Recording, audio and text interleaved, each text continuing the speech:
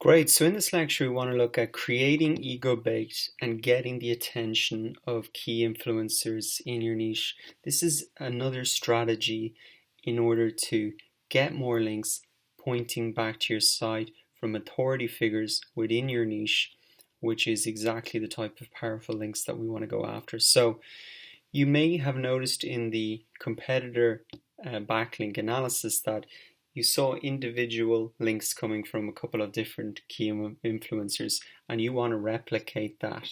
Well, I'm going to give you a way to really replicate that quite quickly. Otherwise, if you notice during your competitor's backlink analysis that there seemed to be an absence of that, this is a strategy that then is going to be able to put you above them and get to the top of the search engine results. So, what we've said before is that natural link attraction is really the best way to build links, and building something that's genuinely worth linking to, whether it's your product, services, content, or the opinions you're sharing with your industry. The problem is that it can be difficult to create awareness about the great things that you've created, and it's not enough just to push it out on social channels, especially if you've got small social media profiles. It's going to be very hard to create a lot of links even if you produce a great piece of content, because people are just not going to be aware of it and they can't link to it. So the way to really amplify the awareness is to get strategic and get the key influencers in your niche to put the content in front of their users. That's really going to just hugely accelerate your process in terms of getting links, because they're going to put it in front of a lot of people that are in your niche, that are interested in what you're talking about, etc. So the way that you need to do this is to launch what they call ego bait, that makes those key influencers look good. And so that's content. Ego bait is content's really made and designed to flatter, include, or get the attention of specific users while also providing utility to their audience. So people on social media and in blogs like to share things that make them look good. So if you can create a piece of content like that can really help flatter your audience, you can be sure that they're going to pass it on to their audience to make themselves look good. But in the meantime, that's going to open up the door for you to attract links, attract traffic to your site. So this is a really smart strategy. And what I wanted to look at now is a couple of examples of what is the type of ego bait that you can create. So we've got best of lists. I mean, you probably see this all the time on the internet. You can create a list of the greatest content or writers or things in your space, and that allows you to really include and give a holistic picture of the space.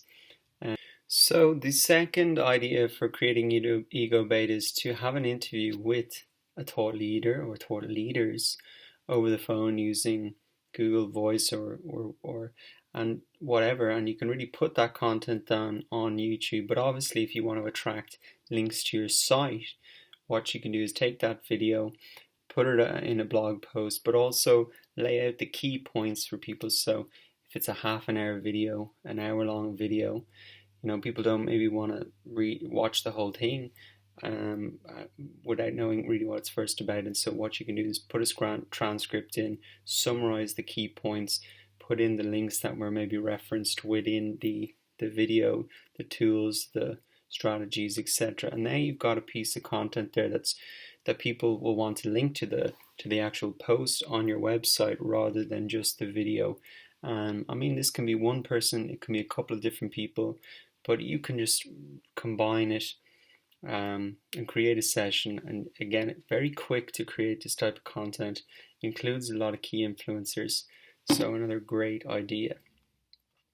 So another way to do this, similar to an interview with a lot of people, is to do crowdsourced posts. So you can reach out to the influencers, ask them what they think about certain current events, maybe something that's creating a lot of noise and it really needs some clarity from a couple of different opinions.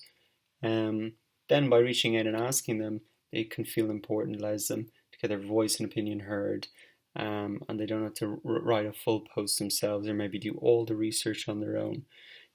They can really combine it in. And again, that's something you can publish on your site. They're going to want to link to it because it looks good for them. And there's a good, easy piece of content as well for them to share on to their audiences.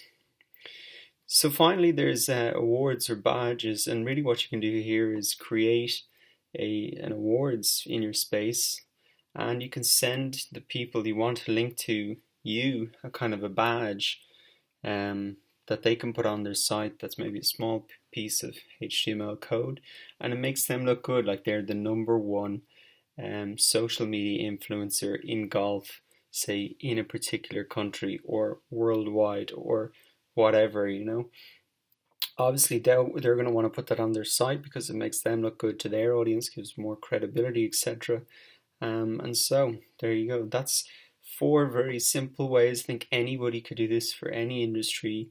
And so it's really going to help you get the attention of key influencers, get links back from them, and also create opportunities for their audience then to link in as well. So just to give you an example of ego bait and how effective it can be to attract links to your site, I've just typed in here top 10 cooking blogs. So this is the kind of best of list, also a cross between maybe the awards one as well. So as you can see, let's just have a look down. 13,000 links, 32,000 links from the same website. Huffington Post, 24 links, okay. 49 links, still pretty good. 2,999 links, 36. Great, so let's have a look then at some of these links. First section, let's have a look here.